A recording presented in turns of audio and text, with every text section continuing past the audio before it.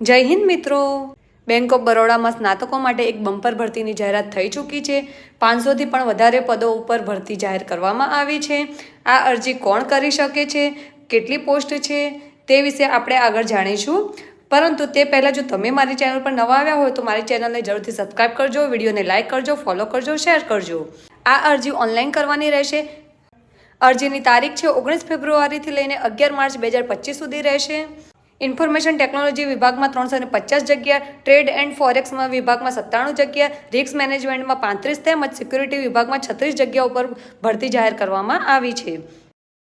આ ભરતી તમારે ગ્રુપ ડિસ્કશન તેમજ એક્ઝામ અથવા તો ઇન્ટરવ્યૂ બેઝ રહેશે। આ એપ્લિકેશન કોણ કરી શકે છે તે તમે સ્ક્રીન પર જોઈ શકો છો।